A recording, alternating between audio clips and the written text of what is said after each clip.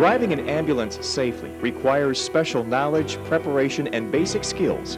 It's one of the most basic skills an emergency responder can possess other than treating and transporting patients. If you have an accident, chances are you will not only injure those directly involved, you could delay treatment of a patient or even cause further harm to someone you are transporting. The goal of emergency medical services is to help patients, not create them. A safe driver ensures the vehicle is roadworthy. Begin your shift by inspecting the ambulance. Walk around for a visual inspection. Does the vehicle sit level? If not, suspect a flat tire or suspension problems. Check for equal spacing between door jambs.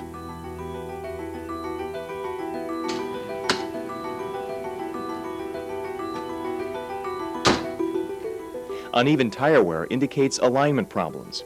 If tread is worn close to the wear bars, the tires should be replaced. Are there any loose parts?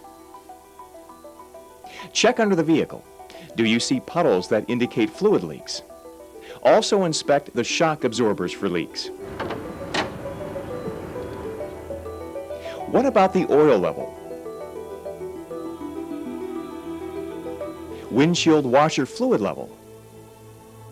And battery cables? Now check inside the patient compartment. Is everything neatly and securely stowed? Start the vehicle and let it idle for a few minutes. Then check your gauges. Check all light systems. Use your partner as a spotter.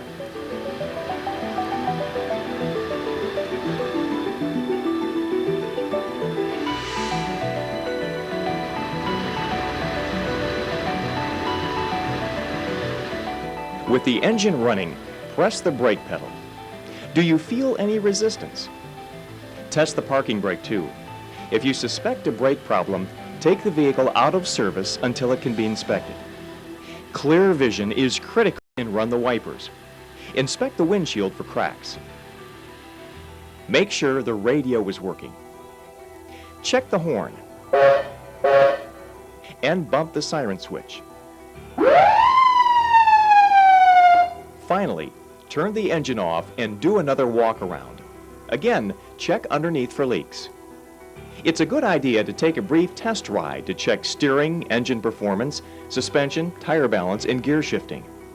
Before you take that test ride, disconnect the umbilical. Adjust the seat to fit your body.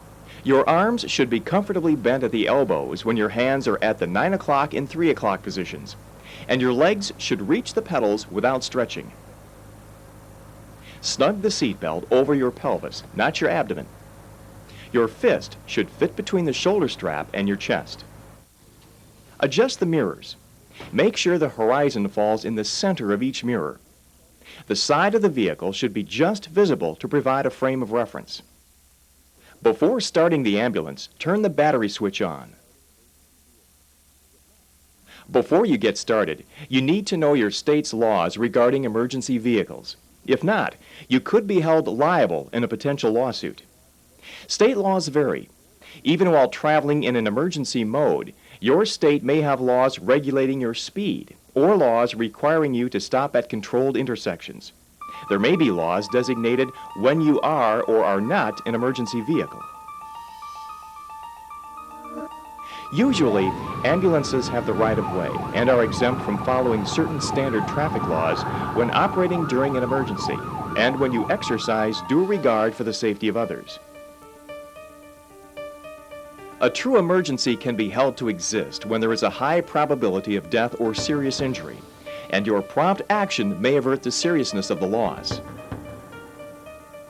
Due regard for the safety of others means you act in a way that a reasonably careful driver would, performing similar duties under similar conditions.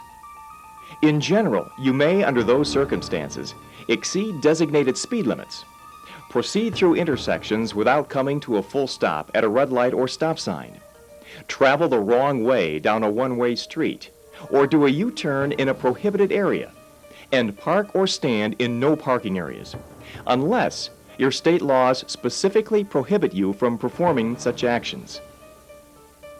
Several obligations usually accompany these exemptions from the law. Your vehicle must be using visual signaling equipment that meets state or national rules and regulations. You must be equipped with and using an audible whistle, siren, or bell. You must have reasonable grounds to believe that delay will endanger lives. You must proceed with due regard for the safety of others. However, you should be aware that even if all the exemptions apply, this shall not be a defense for you if you are involved in a lawsuit for criminal negligence or reckless endangerment.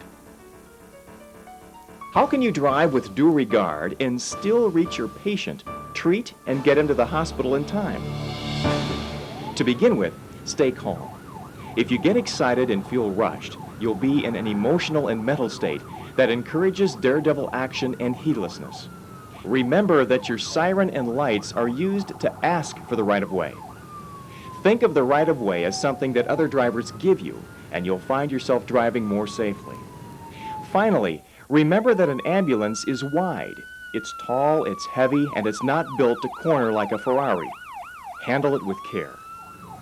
In most states, traffic is required to pull to the right side of the road and stop when an emergency vehicle approaches with lights and siren.